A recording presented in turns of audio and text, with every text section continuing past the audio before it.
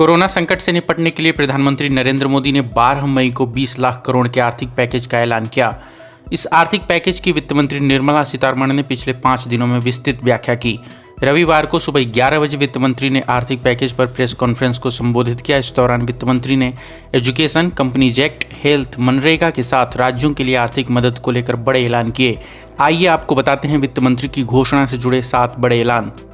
राज्यों को मदद के बारे में बोलते हुए वित्त मंत्री ने कहा कि राष्ट्रीय आपदा अनुक्रिया बल SDRF के जरिए राज्यों को अप्रैल में ही 11,000 करोड़ से अधिक दिए गए। रिजर्व बैंक ने राज्यों के कर्ज लेने की लिमिट 60% तक बढ़ा दी है। राज्यों ने अपनी उधारी सीमा का 14% लिया है। एंटी कोविड एक्टिविटी के लिए स्वास्थ्य मंत्रालय की ओर से 4,113 करोड़ रुपए दिए गए हैं। वित्त मंत्री का कहना था कि राज्यों के सकल घरेलू उत्पाद को 3 से बढ़ाकर 5% कर दिया गया है। कदम माननीय प्रधानमंत्री जी ने कोविड-19 को लेकर उठाया था, वो देश के लोगों के स्वास्थ्य की चिंता को करते हुए 15,000 करोड़ की घोषणा की थी, जिसमें से 4,113 करोड़ रुपया राज्यों को रिलीज कर दिया गया है, दे दिया गया है। आवश्यक वस्तुओं पर 3,750 करोड़ रुपया दिया गया, खर्च किया गया।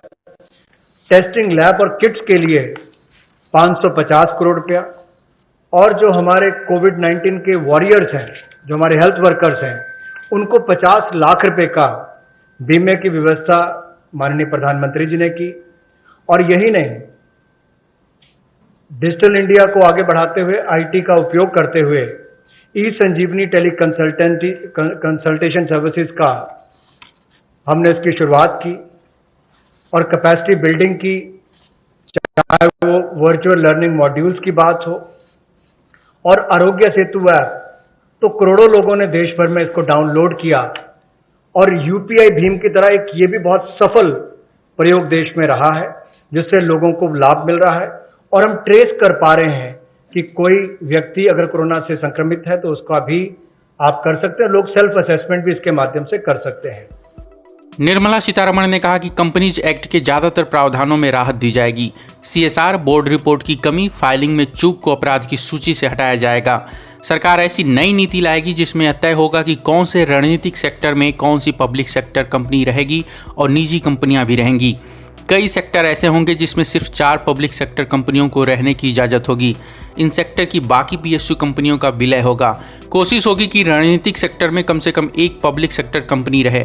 कंपनियों को अपनी सिक्योरिटीज को सीधे विदेशी एक्सचेंजों में लिस्टिंग की सुविधा दी जाएगी।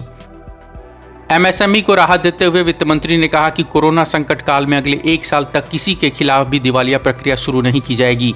दिवालिया प्रक्रिया शुरू करने के लिए कर्ज की सीमा 1 लाख रुपए से बढ़ाकर 1 करोड़ कर दी गई है। इंसॉल्वेंसी एंड बैंक्रप्सी कोड के तहत कोविड-19 से संबंधित कर्ज को डिफॉल्ट श्रेणी में नहीं डाला जाएगा।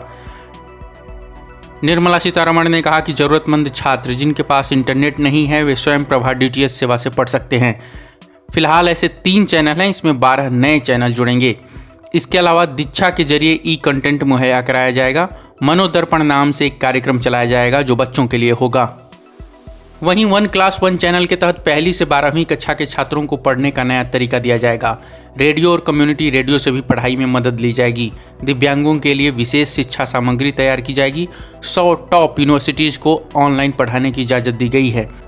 वित्त मंत्री ने कहा कि पब्लिक हेल्थ में निवेश को बढ़ाया जाएगा। ऐसी क्षमता तैयार की जाएगी जिससे आपात स्थिति में भी देश लड़ने को तैयार रहे।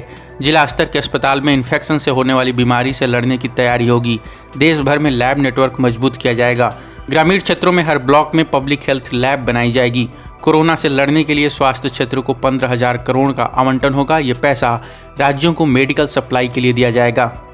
वित्त मंत्री ने कहा कि मनरेगा के तहत आवंटित रकम में 40,000 करोड़ रुपए का इजाफा किया गया है। इससे प्रवासी मजदूरों को रोजगार मिलेगा। मनरेगा के तहत पहले बजट अनुमान 61,000 करोड़ का था।